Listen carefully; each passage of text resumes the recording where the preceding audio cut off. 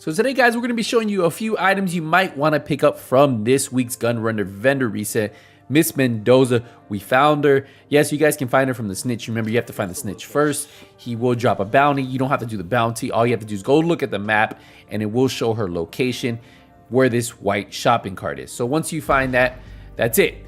Then you need to find her, and she's right in front of me. So let's find out what she has this week for you guys. So she has the name SMG The Grudge that comes with perfect vindictive, killing an enemy with the status effect applied grants you and your allies within 20 meters 18% crit chance and 18% crit damage. So if you guys are just missing out close to hitting that 60% crit chance and you're about 15, 16, 17% and you guys get this active, you'll be maxed out at 60% and then you'll also get an additional 18% crit hit damage on top of that. Now the rolls are actually pretty decently rolled. It's almost 12% SMG damage, almost 18% crit chance, and maxed out damage to armor. So you can max out the SMG damage, you can max out the crit chance, really whatever you want to do. You can just do it with the optimization station, and if you really want to re-roll the damage to armor, you can put damage to targets out of cover, and you have yourself a pretty solid SMG. Now if you guys have been looking for one, this is actually one that's actually really rolled pretty well.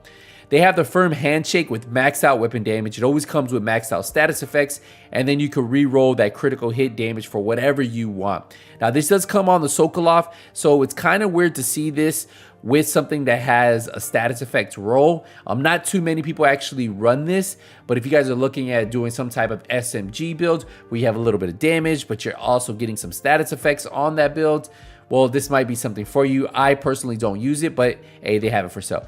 Now, with the Shield Splinter and with the Hunter Killer, the same thing as always.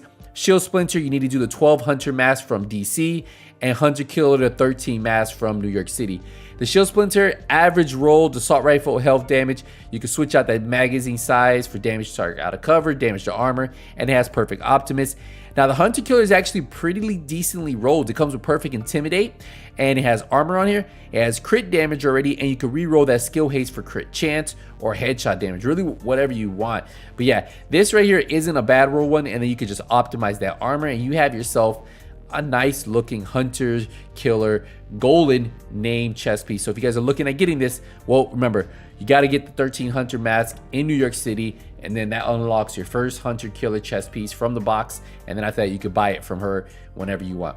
Now they do have a Negotiators Dilemma backpack, which I think is really good to run on your Negotiators build.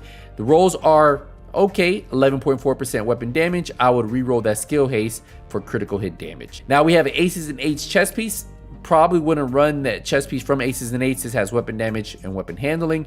They do have a Future Initiative gloves if you're looking at doing that heal build. Well, it already has the skill tier, and then you could put repair skills on there, and yep, you have yourself a solid pair of gloves. So if you guys are looking at doing a Future Initiative heal build, well, you guys want to pick this up. If you guys are looking at doing an Eclipse Protocol status effect build, well, they have the knee pads, skill tier, and skill damage. You can switch out that skill damage for status effects. They have the Striker Battle Gear holster with really good rolled weapon damage, 14%, and then the headshot damage, you could roll that off for crit chance, crit damage, or even max out the headshot damage. They have a Hunter's Fury mask with 11.4% weapon damage, 8% headshot damage. So depending on what you want to do, typically I would roll off that headshot damage for critical hit damage. They do have a Black Market M60, not really well rolled well. They have a Super 90, not really rolled well either. They do have a Murakami with decently rolled health roll, which you could put for your recalibration, but another one I wouldn't even worry about. And they do have this Walker and Harris holster, which ideally I would pick this up. I actually have one like this. Really good rolled weapon damage, 13%, maxed out headshot damage at 10%, and then it has a critical hit damage critical hit damage roll on there. You can re-roll this to max it out. You can roll it to crit chance if you want.